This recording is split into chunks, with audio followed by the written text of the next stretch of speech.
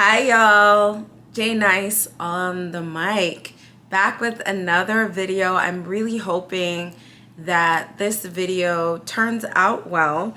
This is the first time I'm filming actually with my new camera. It's some kind of Sony. So I'm really hoping that everything looks good with this video, and we're gonna just put good energy out there and say that this video will be amazing. You'll see my face is looking glamorous because I just did a photo shoot and I got my makeup done, and the woman that does my makeup is amazing, and she does the damn thing. So that's why I'm looking very glamorous. And you may see some dandruff in my hair. I had twists in my hair and I took them out. So you know, I'm feeling this twist out, but I'm rambling. So let's get into this video. So I actually took some notes that I will be looking down at. But today is actually December 20th is my anniversary, my graduation anniversary. So those of you who follow me on IG may have seen that I recently posted about it being my anniversary for when I got my PhD. So in honor of my PhD anniversary, or graduation anniversary really, I wanted to share some tips for Black students who are Black PhD students who are navigating predominantly white institutions and universities. I wish there was a video that I saw when I was in my program, because it was tough. So we're gonna get into it, and if y'all like this, maybe I'll make it into a series. If you don't like it, then I won't. But I hope that this video can be a reference for folks who are in the trenches of your PhD program. So it's interesting, I don't know where to look, here or here, at myself. So I feel like I'm gonna just stick to this. But for the folks that are in the trenches, you know, I was in my PhD program for 5 years, which we're gonna get into, but we're gonna get into that. But I wanted to have a little phone stand that I wanted to get. So let's get into this video. So this is 8 pieces of advice for, I feel like this is general advice that could probably apply to anyone who's a PhD student, but it's really specifically tailored to Black PhD students at predominantly white institutions. I feel like if you're at a historically Black college or university, or I don't like using the term minority, but if you're at a minority serving institution, some of these may not apply.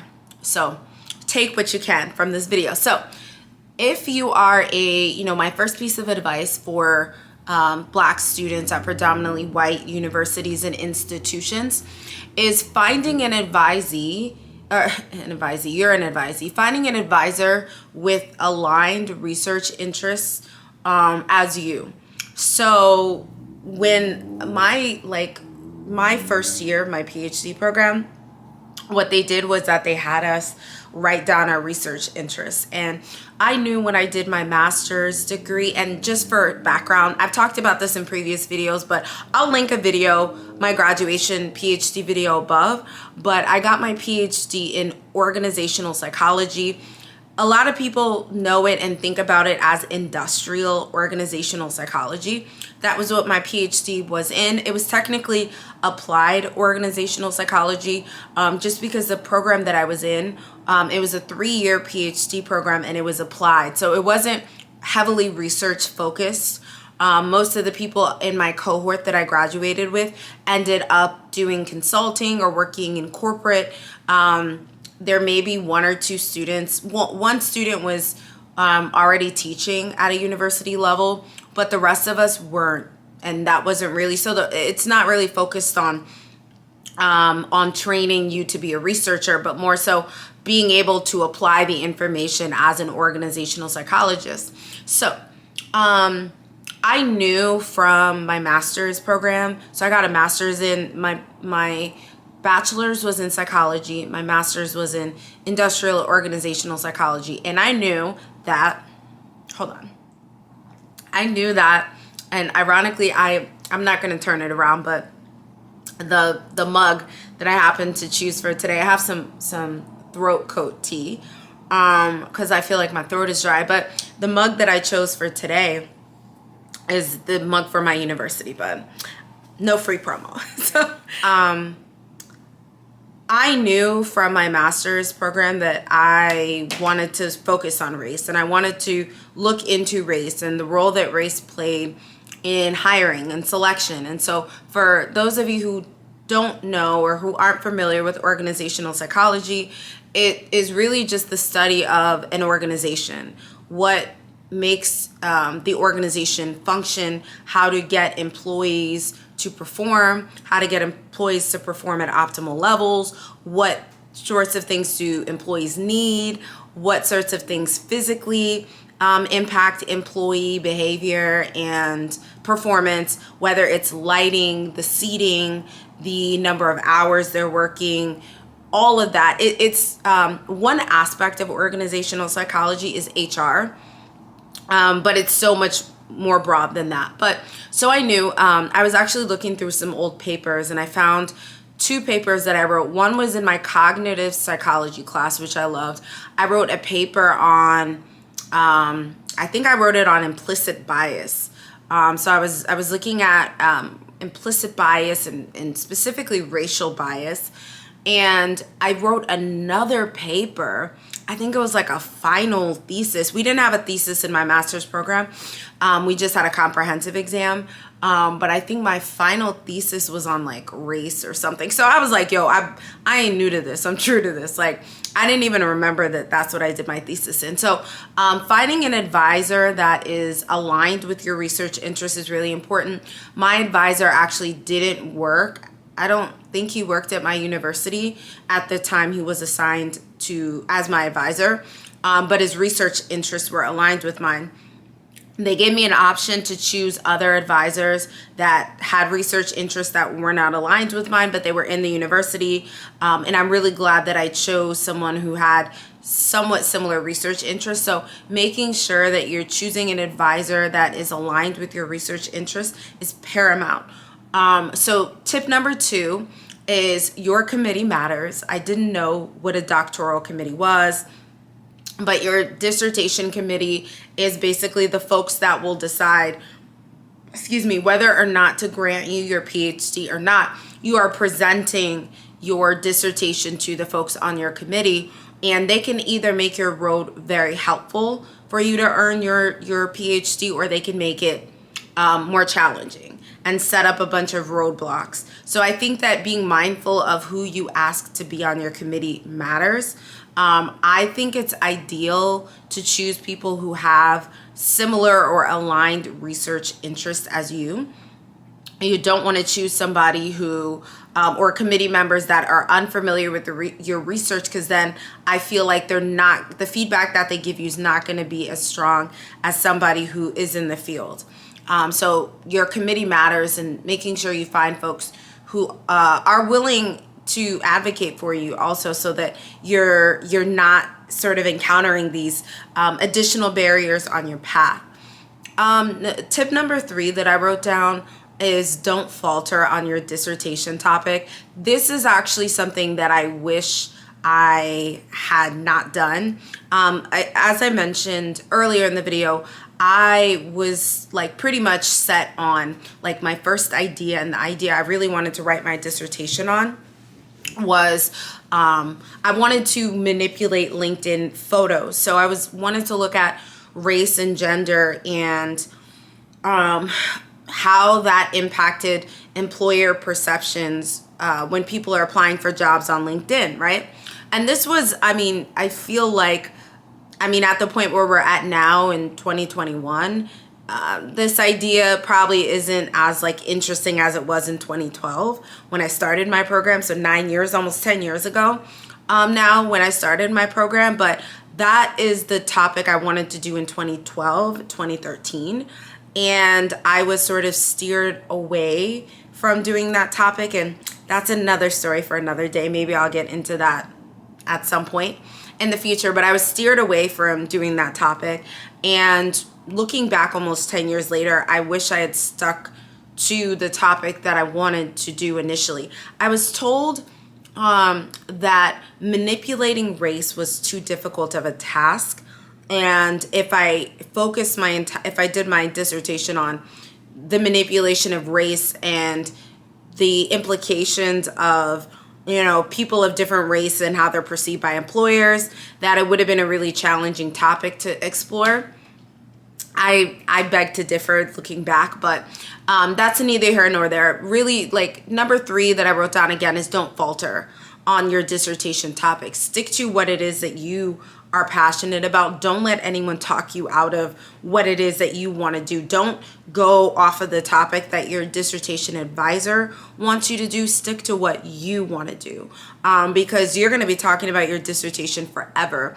And if you're heavily researching a topic, I think what's awesome about getting a PhD is the level of knowledge and understanding that you gain after you do the PhD, because you're literally spending years and years and years researching this topic, will really make you a quote unquote master of your craft, whatever that is. So I think that it's really, really important not to falter on your topic and to stick to whatever topic you're passionate about. Number 4 is, and this is more so advice for me when I was really going through the trenches, is, you know, no matter what you're going through, if it is your goal and your mission to finish, you will finish. You know, and it might be at another school, it might be with another advisor, but don't falter. My mom always says that a PhD program is basically how much BS you can endure. And I can 100% attest to that. There were a lot of times when I don't know if I ever thought I wanted to quit, but I questioned whether I would be able to finish because it just seemed like one thing after another. I mentioned to y'all that the program was supposed to be only 3 years. It's an applied program, right? I think the average PhD program might be 7 years. What attracted me to this program is that it was 3 years. It was supposed to be 3 years, right? And there were so many things that happened along the way. And I should actually sit and write all these things down so I don't forget if I ever want to like share it in more detail later on. But there were so many things that happened while I was in the program, and people were graduating left and right. There were 8 of us in my cohort that started, and I think I was one of the last people to graduate. And it took me 5 years. And yeah, it's just really how much BS you can endure and you're willing to endure. And it's a lot, you know, but if it is your goal and if it's your mission and your objective, then you got to do, you know, you got to do what you got to do. And that might be switching advisors, that might be switching committees, that might be switching universities, but don't let them get to you, because there is nothing more than many people would want. There's nothing more that some people would want than to see you fail and to see you not be able to continue. You know, and I think that there's only, I believe that there was a stat that said 2% of PhDs are black. So I feel like, and maybe it's a smaller percentage and my numbers are off. I'm going to look that up and put the correct percentage, but it's such a small percentage of people that earn their PhD that are actually black. So I think that part of the journey is just to put a bunch of roadblocks in people's way, so that you know who really wants it.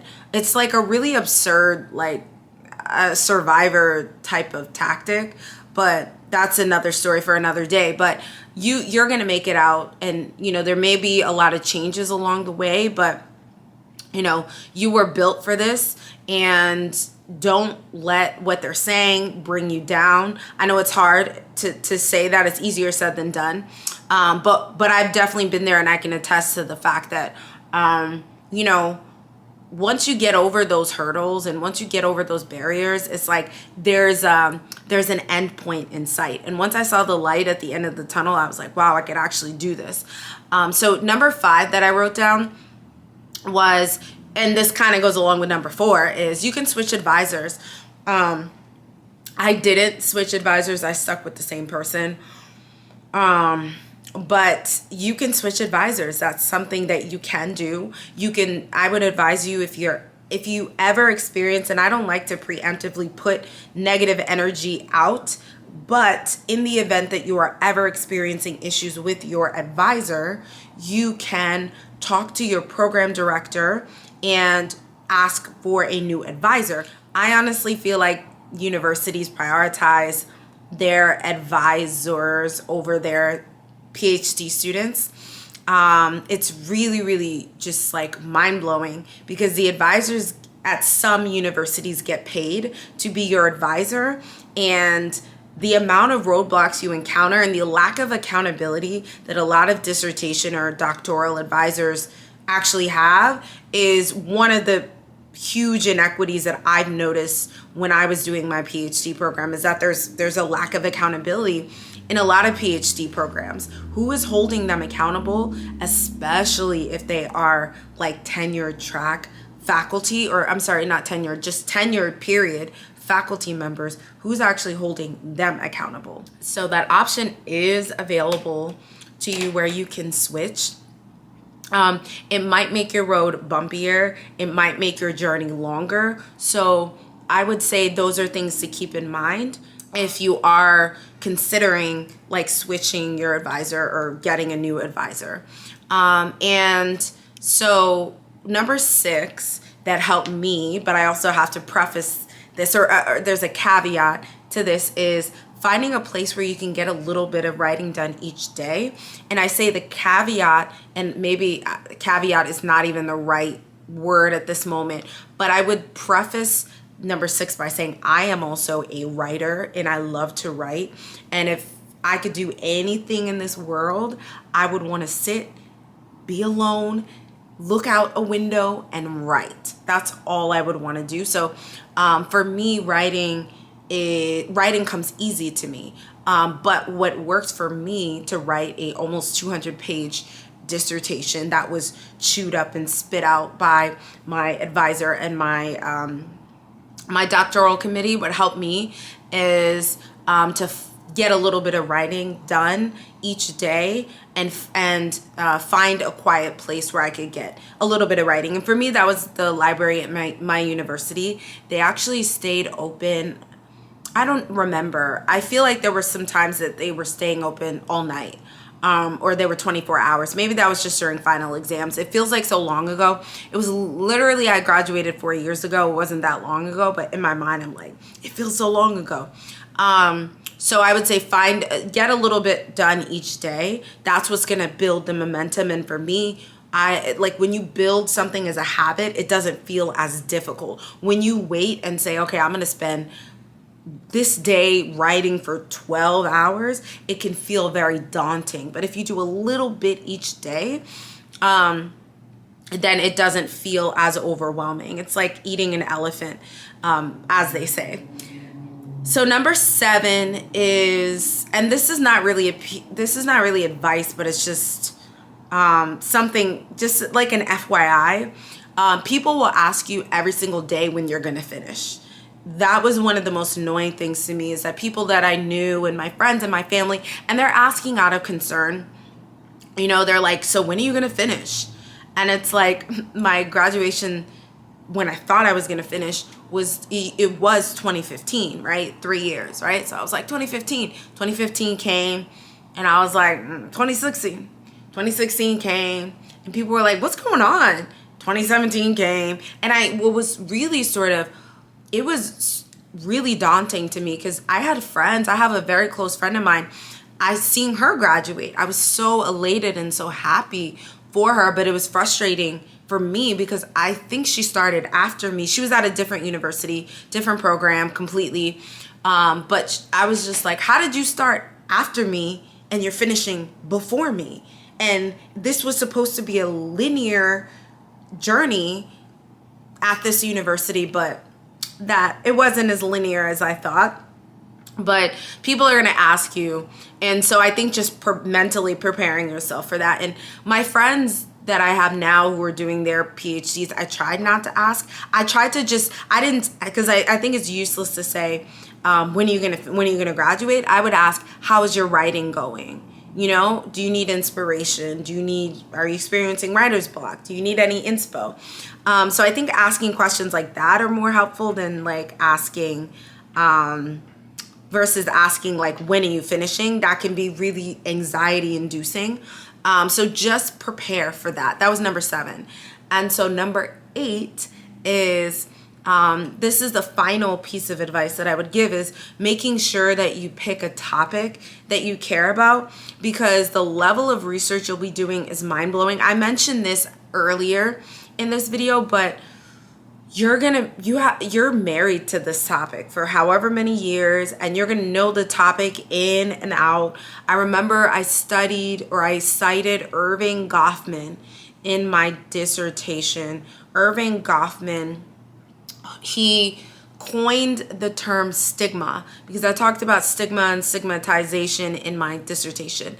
So I remember Irving Goffman and his research, and also the internal and external attributions were something that I cited or talked about in my dissertation. So you're going to be married to this topic. So it's like choosing someone that you want to date, making sure that you've really, like, you know that this is what you want to actually commit to, because otherwise, I mean, you're going to get to know this topic in and out, and you don't want to choose a topic that you're not passionate about. So I would say really being mindful of what it is you want to study, because it could be for the next 3 years, it could be for the next 7 years, it could be for the next 10 years, who knows. So really being, I don't want to say strategic, but being very intentional, that's the word. Being really intentional about the topic that you're choosing. And going back to the very first point I made earlier in this video, is don't falter on your topic. If you're passionate about something, I wanted to stick to race and how that impacts, how a photo of someone, seeing a photo of someone who is of one race will impact your likelihood to hire compared to somebody who's of a different race. And I feel like, again, in 2012, this was like kind of cool new research, but almost 10 years later, it's not really like a big surprise what the results of that kind of study would be. So those are sorry y'all, this was like such a long ramble, and I haven't done a video in a minute, but this was my like 8 sort of tips for Black students who are navigating predominantly white institutions. I hope that this is helpful. If you have any other questions, you could always leave them in the comment section below, or you can slide into my DMs on Instagram. I am always willing to extend a helping hand to doctoral students, PhD students, because I know how hard the journey was for me, and I think that I'm not one of those people that's like, I had a hard journey, so you should have a hard journey too. But I know that there's a lot of people like that who are advisors, or who have their PhD now, who are a little hesitant or reluctant to help people, because they're like, I went through all this and you should have to go through all of that too. So yeah, I think that's where I'm going to end this video. I hope that this video turns out good, because, you know, this new camera, I'm testing it for the first time. The only thing about this camera that I saw on the reviews on Amazon is that the battery dies super quick. So I've been recording now for 24 minutes and the battery's halfway, and it was fully charged when I started. So that's good to know. But that's where I'll end the video. I hope y'all enjoyed this video. It was helpful, and I will see you in the next video.